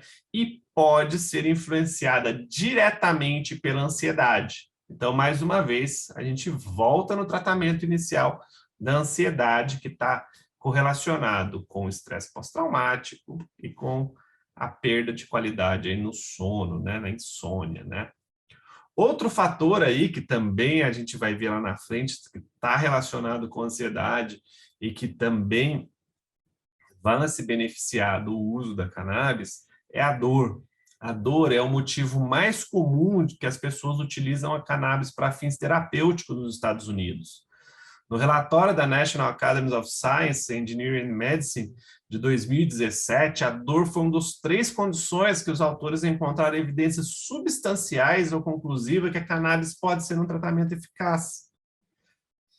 Esse relatório, mencionado anteriormente, baseou suas conclusões principalmente numa revisão de 2015, que avaliou 28 estudos randomizados de 2.454 participantes de etiologias variadas, incluindo neuropatia, dor oncológica, fibromialgia e outros. Dos 8 ensaios em grupo paralelo, o tratamento com canabinoides aumentou a chance de redução de dor em aproximadamente 40% em relação ao placebo. E a inclusão de outros 20 estudos cruzados na análise ainda produziu resultados semelhantes. O fardo econômico da assistência médica e custos indiretos de tratamento de dor crônica, por exemplo, perda de salários e produtividade, é muito complicado de calcular, mas chega a trilhões de dólares no mundo inteiro, né? Uma redução de 1% que seja, já seria um enorme impacto de recursos financeiros e saúde em todo o mundo, né? E melhoria de qualidade de vida de centenas de milhares de pessoas que têm problemas aí relacionados à dor. Por causa do estigma da cannabis, muitas vezes é um tratamento que é deixado como último recurso para a dor crônica, considerado apenas após a falha em se beneficiar de cirurgia ou opioides, né? Pacientes que usam a cannabis para tratar a dor, geralmente elas têm mais autonomia e um envolvimento mais ativo em seu tratamento, porque elas têm uma maior liberdade para titular a dose e ajustar o tratamento em comparação com as farmacoterapias tradicionais pela sua segurança. Mais uma vez, é importante lembrar, essa é uma terapia complementar, não que vai ser totalmente, a gente vai tirar totalmente as terapias tradicionais, não é isso. Mas vão complementar, podendo fazer com que aquela medicação você utilize uma dose um pouco menor das alopatias tradicionais, ou que a complementação entre elas ofereça um resultado melhor para o meu paciente, né? Os efeitos da cannabis foram demonstrados em modelos animais desde o século XIX. Um corpo substancial de evidências acumuladas mostra que os agonistas canabinoides, os receptores CB1 e CB2, diminui a sinalização da dor em modelos de dor aguda e crônica, de etiologias variáveis. A analgesia é considerado um indicador primário do agonismo CB1, e um dos 4 efeitos que compõem o modelo da tetra de descoberta dessas drogas agonistas CB1, junto com hipolocomoção, hipotermia e catalepsia. O sistema endocannabinoide modula ativamente a sinalização da dor em todo o sistema nervoso central e periférico, nos locais de ação espinhal, supraespinhal, periférico, e grande parte das atividades dos canabinoides exógenos imita os efeitos dos endocannabinoides. Então, quando vocês aprenderam lá o sistema endocannabinoide, a gente sabe que os fitocannabinoides, que são as centenas de canabinoides que vêm da planta, elas vão ter uma ação muito semelhante ali nos receptores, né? E vai fazer com que as respostas sejam respostas muito semelhantes ao nosso endocannabinoide. Além dos elementos somatosensoriais do processamento da dor, a percepção da dor envolve outros processos psicológicos que envolvem também circuitos córtico-límbicos, incluindo a avaliação cognitiva da sensação, orientação atencial para a sensação dolorosa e sua fonte, e as reações emocionais, comportamentais e psicofisiológicas, ou seja, a ansiedade também vai estar associada aí nessa percepção da dor. Então, uma vez que eu trato isso, também ajuda a tratar lá em cima que a gente começou falando, né? Outras coisas que a gente vai estar utilizando, uma delas, a mais consolidada, vai ser da epilepsia, né? Que é o relatório Barnes, de 2016, afirmou que existe uma base teórica para sugerir que a cannabis tem implicações para a epilepsia. Um estudo envolveu 171 pacientes que receberam canabidiol placebo, e a redução média de frequência de crises mensais foi de 43,9% no grupo canabidiol contra 22% no grupo placebo, publicado no The Lancet em 2018. Enquanto o CBD é um canabinoide importante para a epilepsia, há evidências que o óleo extrato de cannabis, especialmente aqueles contendo um pouco de THC, os óleos full espectro, tem um efeito ainda maior sobre a redução dessas crises. Outras aplicações clínicas, espasticidade, muitos distúrbios causam interrupção da via neuronal motora superior. Contrações musculares prejudicam o movimento coordenado e causam fadiga. É impreensível e doloroso. Então, a hora que a gente está tratando a espasticidade, a gente também está tratando a dor desse paciente, né? Então, essas coisas, elas, de certa forma, todas as aplicações, ou a grande maioria das aplicações da cannabis, elas acabam se intercorrelacionando, né? E a gente sabe, é importante dizer, né, que conforme a gente vai avançando no curso, cada colega vai vir falar um pouquinho de tudo isso que eu estou falando. Essa é uma aula de um apanhado geral, né, de tudo que vai poder ser trabalhado aí ao longo do curso, e para comentar com vocês, mostrar o tamanho, né, quais são as principais aplicações, mas ao longo do curso a gente vai ter colegas de cada uma das áreas falando de cada uma, especificamente de cada uma dessas aplicações clínicas, tá? O Parkinson. Um questionário anônimo, né, de pacientes do Centro de Distúrbio de Movimento de Praga mostrou que 25% dos pacientes com Parkinson, de total de 339, haviam consumido cannabis, principalmente produtos orais, e quase 50% deles descreveram algum benefício, possivelmente associado à perda de neurônios dopaminérgico dos gânglios da base, que é onde tem ali também receptores CB. Porém, a gente precisa de uma evidências um pouco maior, que ainda são limitados estudos do tipo 4, duplo cego, randomizado, multicego. Mas, na prática, se vê benefícios, tá? Outras aplicações ainda, esclerose múltipla, fibromialgia, lesões do plexo braquial e depressão, né? Que são patologias muitas vezes associadas também à ansiedade. Demências, cefaleias crônicas, perda de apetite relacionada às terapias oncológicas. A gente vai ter também, depois a gente vai falar de cada uma delas, né? Então, assim, as terapias oncológicas vêm associadas com dor, vêm associadas com depressão, vêm associadas com ansiedade, e o paciente vai se beneficiar do uso dos produtos à base de cannabis para todas essas sintomatologias que acabam surgindo quando a gente coloca um paciente em terapia oncológica. E a síndrome de Tourette, né? Então, todos esses são possíveis aplicações da cannabis, aplicações médicas da cannabis. Acima de tudo, é importante dizer que a relação CBD-THC que cada paciente vai utilizar é diferente. Existe mais de uma centena de canabinoides na planta, em sua forma ácida, principalmente em diversas outras formas, né? Os receptores canabinoides estão em praticamente todo o nosso organismo, o que torna a cannabis um medicamento muito plástico. Ele não é somente uma medicação para um problema, mas sim o tipo certo de fitocannabinoide na hora certa para aquela patologia específica da pessoa, que vai ajudar em outras também. Por que acontece isso? Por que é uma... Não é porque ela é mágica ou algo do tipo, mas é simplesmente porque esses receptores, como foram vistos lá, são receptores associados à proteína G, que fazem o feedback retrógrado na neuromodulação e acabam modulando a comunicação dessas células em todo o organismo, tá? Então, é isso que eu tenho para passar um pouquinho para vocês. Essa é uma aula inicial de um panorama geral das aplicações. É claro que vão ser dito, cada uma dessas aulas vai ser aprofundado ao longo do curso.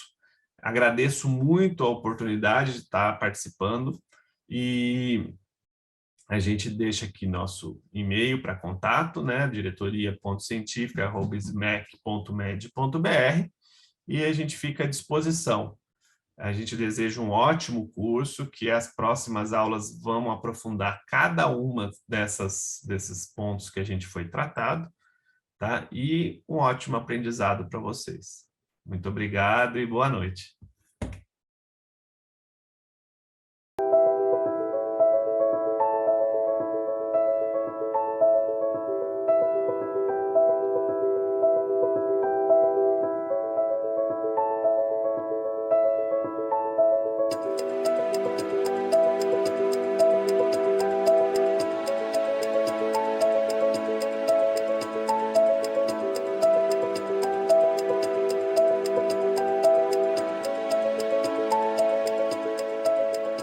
When I was student in the last year, so Professor Krejci, he's discovered of first real cannabinoid from the cannabis. It is cannabidiolic acid, which is also antibacterially active against gram-positive microorganisms and some pathogens.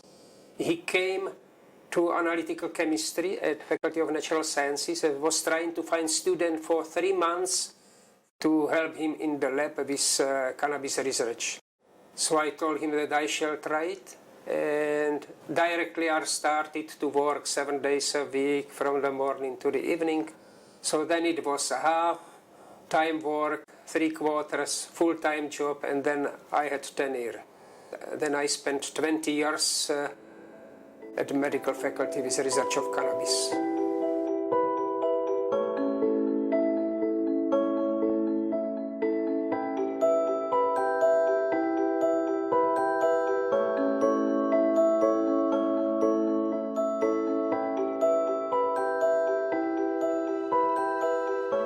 As soon as fall communistic regime in Czechoslovakia, Professor Meshulam invited me. And in September 1990, I was already here. I thought that I shall continue my work on cannabis research. But Professor Meshulam told me, no, here is a scientist which discovered cannabinoid receptors, CB1, Bill Devane. He's specialist in molecular pharmacology. And you are analytical chemist, so your target will be to find ligand in the brain which binds to these cannabinoid receptors. When he told me this, I almost fall. I said, myself, it's impossible to find a needle in the hippo hay.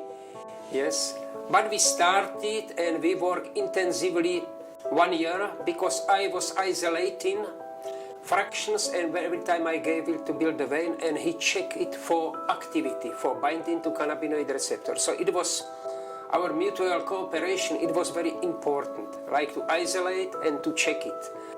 And after 1 year, Professor Meshulam thought probably we must shut it down because we don't have results. And we told him, with Bill, please try it with us. So another year, and after half a year, we had a compound. I isolated it on March 24th, 1992. Bill Devane checked it, it was active. We sent it to Scotland. In his tetra test, he found that it behaves like cannabinoid, like THC. So we checked that this is really compound, and he named it anandamide. This was idea of Bill Devane, because he like Eastern philosophy, so found that Ananda in Sanskrit is bliss, delight, and so this became Anandamide.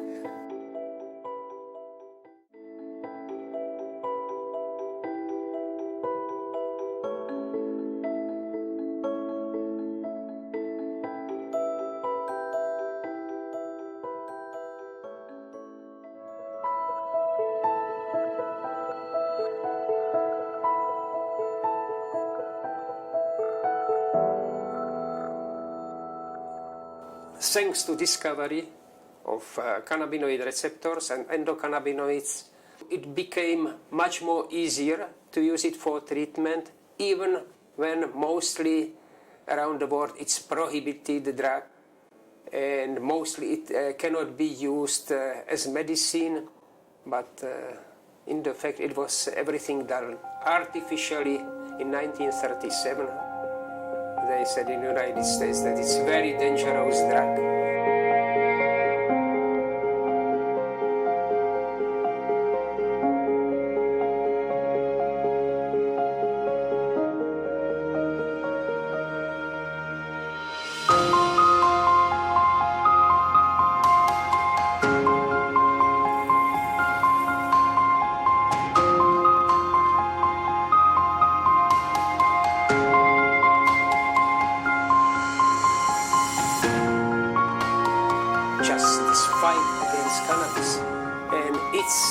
Very sad, because if some patient comes to physician, can you prescribe me cannabis? I have pain. He said, no cannabis. I give you opiate. Opiate, which is more dangerous, is no problem. Cannabis is problem. I am against cannabis smoking, but are some diseases like multiple sclerosis. Patient cannot get up, is sitting in wheelchair. And I saw such patients. They need just one, not cigar, whole cigarette, just one puff. He has one puff and get up. These patients, they won't have some pain. They won't respond immediately.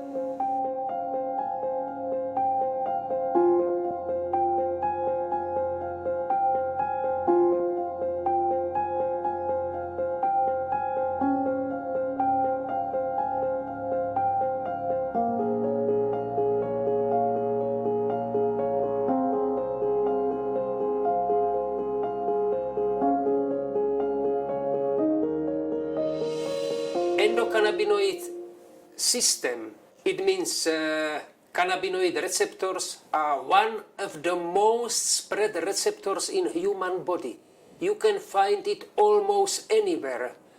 And this is explanation why cannabis is not panacea, but why cannabis behave like almost panacea. Because you have it from the brain, from reproductive system up to the skin, you can find cannabinoid receptors, and that is why it treats so many diseases.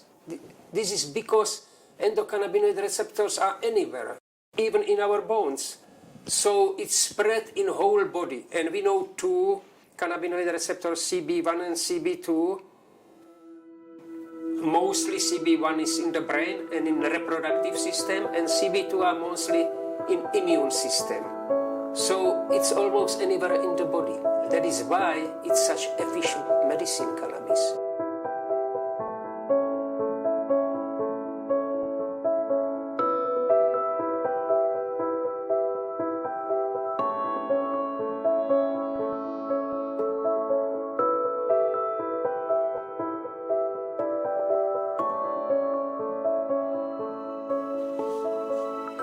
In 1921 was discovered insulin.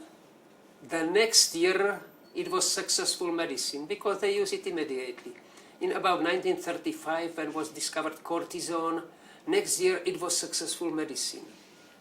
We discovered anandamide in 1992. It's a long time ago, and up to date it was not used by human. Why? Because today are certain restrictions. To come medicine to patients, it must pass many stages, and this cannot do university. This can do only research pharmaceutical companies.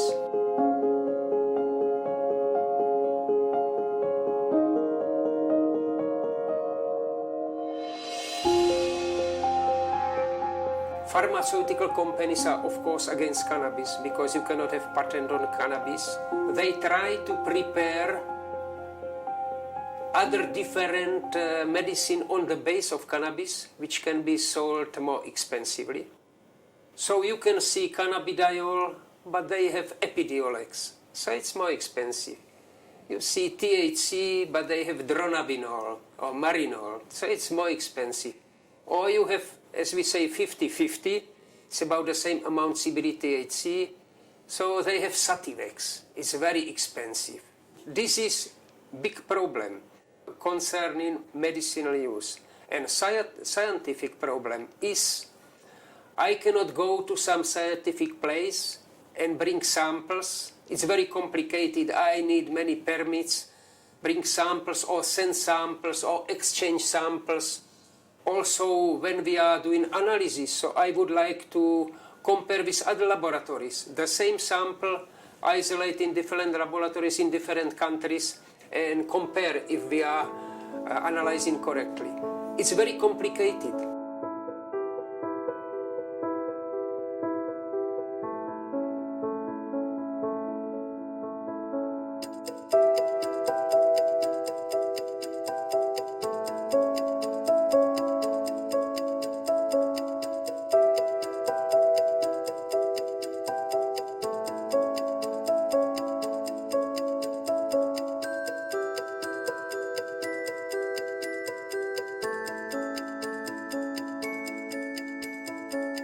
Concerning recreational use, it depends on the countries, but I think if in some countries is allowed recreational use, just compare what was when it was prohibited and what is going on when it's allowed. And you can compare crime if decrease or increase, but what I heard, where it was legalized fully, they save a lot of money and crime didn't increase. Even on some directions, crime decreased. They can beat black market because black market is a very dangerous thing.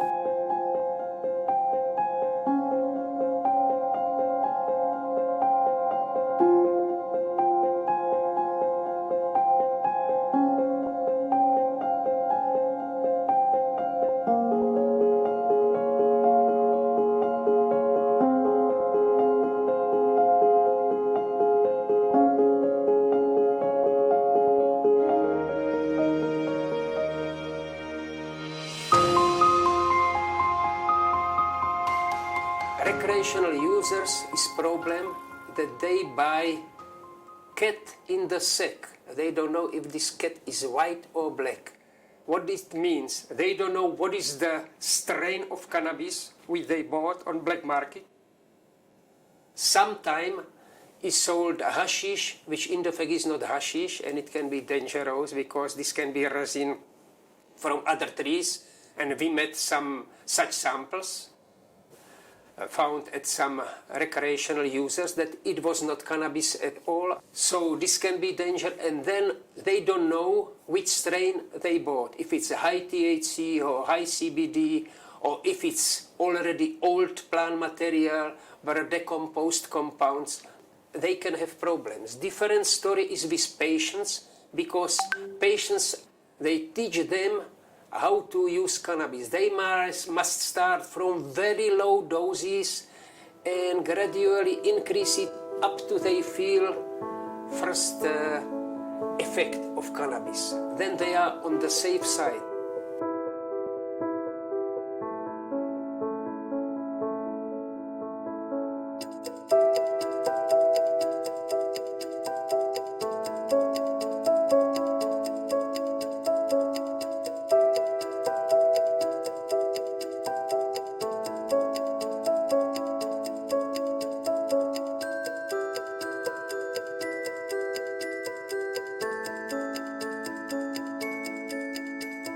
Our role of scientists is just full understanding of cannabis, all pluses, all minuses, but our focus is just to help patients. So can be very good medicine, and I'm sure that in the future it will be that can be strain for particular patient, which can help to particular patient, if not curatively, can help palliatively. So this is the main scientific role, according to my opinion.